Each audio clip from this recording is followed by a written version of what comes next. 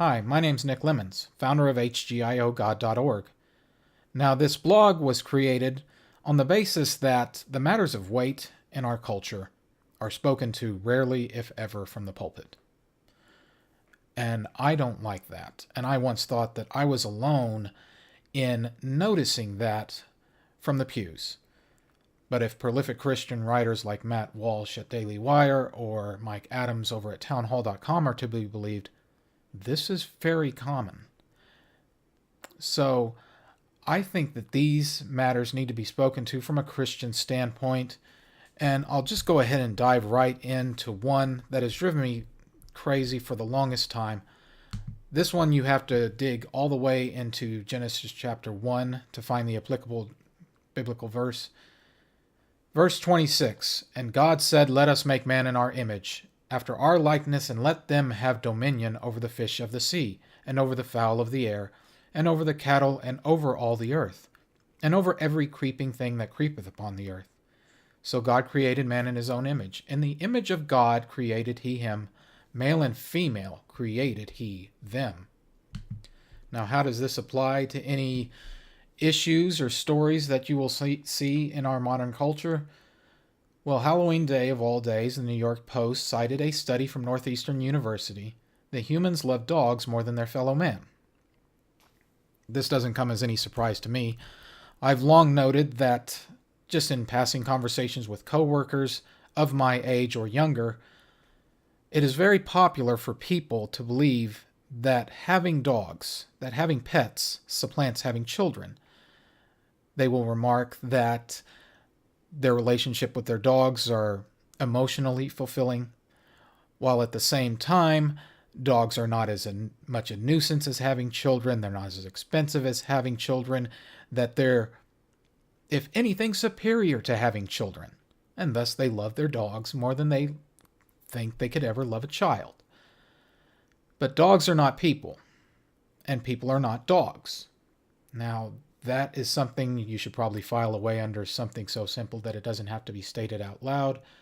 But obviously it does have to be stated out loud in our current culture. One of the things, I get into movies a lot. I don't get to watch very many movies these days, but those that I do are children's movies. And one of them that really I did not care for was Secret Life of Pets. Now, this movie has a premise and a plot line of what do your dogs do and what do your pets do when you're away from work. Now, a rational person would know that your dogs and your pets, when you're out of the house, they sleep, they eat, they lick themselves, and they wait for you to come home, and that's really about it. Now, pet owners will tell you that they don't consider those movies, they know those movies are fictional, but at the same time, why invest so much imagination and creativity under such a premise that is ridiculous? Maybe that's how all movies are done, but these types of movies have been fairly common for a very, very long time. I can mention others such as Ratatouille, Robin Hood, the animated one. Basically, any animated movie where animals are chief characters and exhibit all the traits of humans. But animals are not humans. They're never going to be humans. They're never going to be ever even close to humans. If you'll remember the Harambe incident from a couple years ago, you saw there very much the same type of psyche in action, where the life of a child was, and the sparing of that life by the shooting of a gorilla was met with outcries of outrage. Now, you don't have to be do a whole lot of pro-life research to find truly heart-wrenching stories of survival and of loss. But none of those stories ever generate the type of outrage or the type of emotional appeals that you will see that come from the incident with Harambe. And that is evidence more than anything that our culture has fallen away from Christianity. And it need not fall away from Christianity.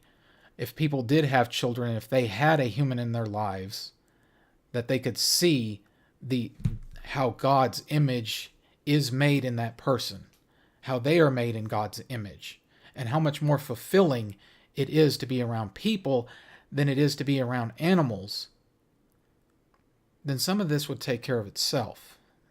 Of course, the abortion issue being primarily amongst them. But that is a topic for another day.